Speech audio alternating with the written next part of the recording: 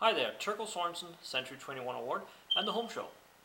So I'm coming to you today from a house just sitting out here in French Valley, which is a little bit of Temecula, a little bit of Murrieta, and a good deal of Winchester, although the city of Winchester is way out that way.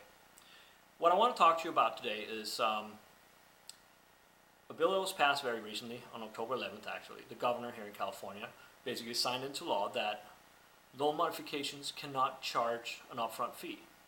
So the problem with this was that people would basically say, hey, if you're in a place where you need to get some kind of work done because you're upside down, you can't afford your mortgage, etc., etc., they would come out and say, okay, we can do this. The fee is $2,500, and we'll take that now, and then we'll see what we can do. Obviously, the problem would be that, well, loan modifications are not that easy to do, and a lot of them just don't pan out. So now you have somebody who didn't get a loan modification and is out $2,500, sometimes $3,000, sometimes even more, without any kind of anything coming off of it. And that's a tough one to beat, okay? So this is now outlawed. So if anybody approaches you and tell you that they want money because they're still trying to do it, just say thank you, but no thank you, okay?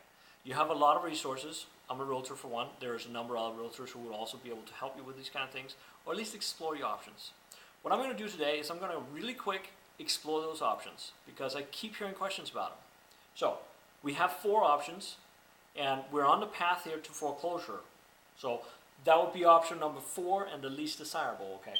Prior to foreclosure, we have a deed in lieu of foreclosure, which is also very much not desirable because it's almost as bad as a foreclosure on your credit report. And really what we're talking about here is preserving your credit, getting out of this negative debt, and you could call it toxic debt on your part as far as being the same thing as what the banks are talking about. Getting out of this debt and into a new beginning, preferably in a place where maybe in a couple of years you could buy a house. Okay. So the 2 things we have left is a loan modification, which basically means we modify the terms of your loan. You're not refinancing. You can't pull any money. You're just modifying the terms, okay? So if you have a 30-year fixed with a 7% interest rate, and you're a couple $100 off, and really a 5% interest rate would just make that magic difference for you. It just works for you. That is a loan modification that's doable. Now, a lot of us might sit around with a mortgage that is $600,000 on a house that is now worth maybe $250,000. Lovely. Now that's, over your head, deep underwater, just bad stuff, right? This is toxic. Do you want to keep the mortgage? Some do, some don't. Some have a hardship that makes them not able to keep the mortgage, and that's really where we come into the critical factors being the hardship. So even if there's a hardship, the type of modification we would ask for in that case would be what's called a principal reduction. Well, instead of having a $600,000 mortgage, maybe we can lower the mortgage to, say, $300,000. The idea is absolutely outstanding. It is wonderful. If the banks would do this, a lot of people would stay in their homes. Unfortunately, that's one little hitch. I have never seen one done. I have never heard of any realtors that I know who has had one done. I've heard rumors about somebody somewhere in California who got one done, but I couldn't tell you which one it was. So these things are elusive at best and definitely hard to do. So don't put your hopes up too high to get that thing, okay?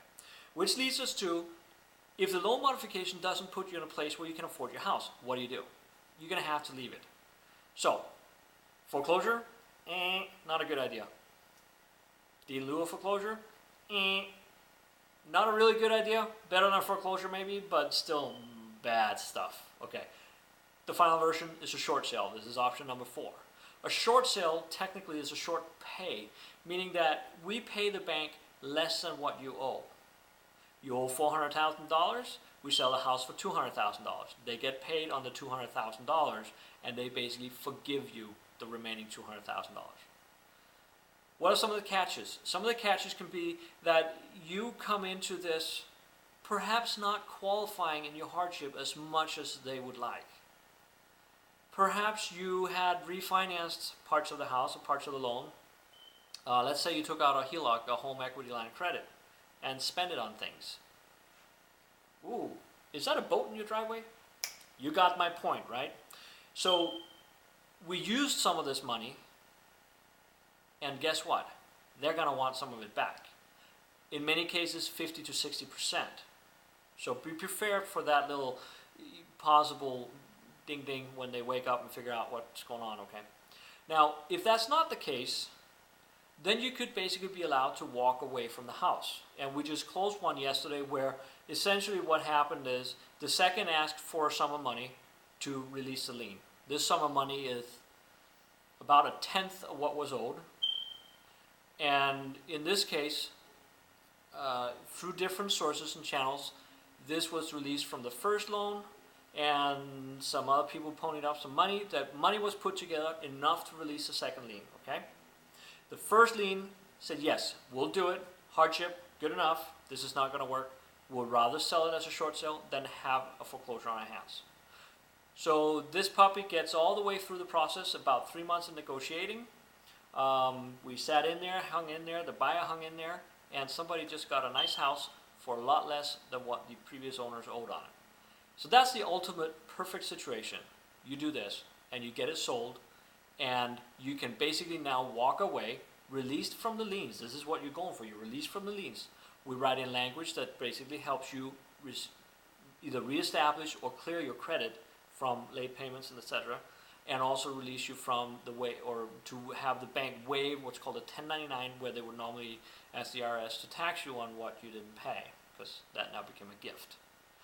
But we're currently not doing that. However, that could change. So that's basically how a short sale works. Now it's up to you to look at your finances, decide, is this something I can do? Am I using personal debt to pay my mortgage? If you are, I really recommend that you don't do that. Don't use your credit cards to pay your mortgage. It is a bad idea. If you're in a position where it doesn't work, you need to talk to somebody.